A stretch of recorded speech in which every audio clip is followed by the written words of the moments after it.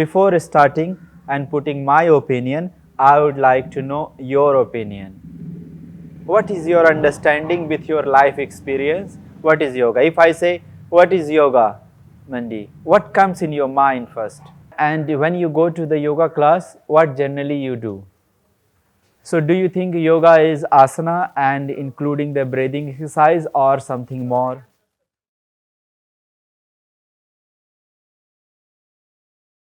Okay. So one thing is sure, that definition, yoga means to unite. Yeah? To unite two or more things, right? That for sure is the meaning of yoga. So yoga means this, but it doesn't mean it is the suitable definition what Patanjali said, what is in our class or what Patanjali said about the yoga is bit different than this. Meaning of yoga is to unite, but Patanjali said it very differently. What it says? 𝗧𝗲𝗰𝗵𝗲𝗍. So what he exactly said, if you ask what is the definition of yoga or how you can explain the yoga, he say removing of fluctuation in mind, ego and intellect, that is the chitta. Yeah, chitta means mind, ego and intellect all together is considered as chitta. So when you remove fluctuation or there is no fluctuation in your mind, ego and intellect, in your chitta, that is the yoga. Yeah. So if many people say yoga is the union between self and supreme self, many they say yoga is the union between consciousness and supreme consciousness. Then many says yoga is the union between you and God, right?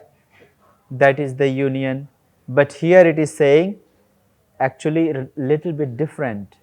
Little bit different means when you say there is a union, indirectly you are saying there is a separation.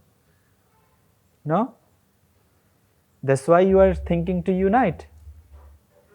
But Patanjali is not saying like this. Patanjali is saying there is always union. It is just you are not able to realize. And when mind is still, when your ego is peaceful and calm, then you realize that there is no separation. So what I am saying, yoga is the realization that there is no separation. This is, I find, better way to say instead of saying yoga is the union, right? So if I am saying me and Himanshu are uniting, indirectly I said me and Himanshu are separate. That's why we are uniting. Now I am saying there is no, I realize there is no separation between me and Himanshu. So I am saying me and Himanshu are always united. Only at this point I realized that. So yoga is the practice and tool that let you realize that there is no separation, there is a totality, right, in everything. Yeah? Is it okay? Okay. Now, before going to this point, because if you really understand what yoga is, I am sure rest other things automatically come to you. So really understand means not just memorizing, yoga is union, but it's really how it works. You know, what kind of union, what is that stillness we are talking about, right? When you say mind should be still, what does it mean? Why you want to keep your mind still? To rest. Hmm? To rest. Why this rest is so important to us? Huh? To recover. Why do you want to recover? From where you want to recover? To whom you do not want in yourself? To be more mindful. Why it is needed? Like all these things we are doing, you know, all this drama in our life we are doing, this is kind of play, no? Why it is truly needed? Hmm? To feel the being underneath. Yeah. And who set this goal that there should be union? I mean, why do you want to unite with the God or with anyone, or, you know, what is the purpose, you know? Let's say all the way you come from Europe to here, right? there is something made you to do it, right? One thing is very sure, you are not happy with your present self. Whether you accept it or not, but one thing is very sure, that we are not happy with our present situation. That's why we want to change, right? You want to do some, I'm not saying in negative way, do not go in a negative or positive, but one thing is for sure, you are not happy with your current situation. That's why we want to change, that's why we want to learn, that's why you want to grow. Let's say I'm really in the way I am. Why I need to do? I'm done. No change, no improvement, there is no bad, there is no good, there is no way to move anywhere, right? So that is also a stillness, no? So here stillness means, what I can say, when you find there is no conflict in you. Till the point you have conflict in your mind, there is no stillness. Stillness doesn't mean you are sitting straight and keeping your eye closed and focusing on one thing. Yes, this is also a gross stillness. The true stillness you get when you walk through the life, there will be always problem, there will be always something good and bad, and in both the situation, how you can be still, how you can maintain the equanimity, right? How you can maintain the harmony, that is the yoga. No, if I say another way, in our day-to-day life, how we can be undisturbed with the good event and with the bad event, and they will occur. There is no way in your life that all these things will be good. There is impossible. No?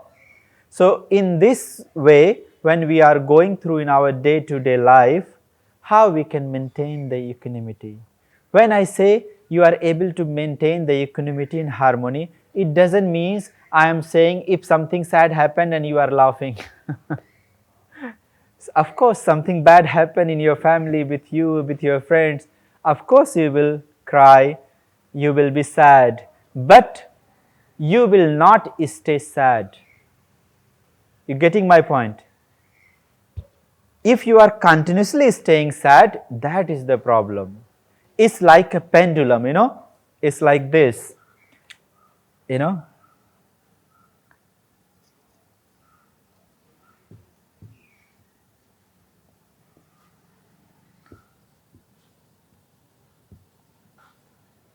and you need to be, right? So let's say you are here and you become sad, right, and staying sad, that means your life is miserable. But something bad in my life or in my family or friends, something happened, of course I will be sad, more practical, and then quickly I am here. Something great happened in my life, you achieved something, you are so happy, and then again you maintain the equilibrium, right? Do not think happiness is also like, don't overestimate happiness.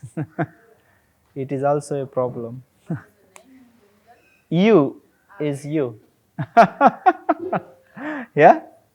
Is that okay? You getting my point? Any question? Any doubt? So if I look more in practical way, this is the yoga, what Krishna said, to maintain equanimity in our day-to-day activity, right? When people say maintain equanimity, they think, so you will be like a Buddha. Even Buddha was crying, his son was died, he was sad. But Buddha was not sad like, all the time sad. He was not depressed, he was not full of anxiety. The moment is gone, he is back. It's not like Buddha is enlightened, son died and doesn't affect Buddha and he is laughing with joy. People do that, right? So you are going through your life, but things are not able to disturb you permanently. They are fluctuating you, again you are in equanimity. Yeah? Is that okay?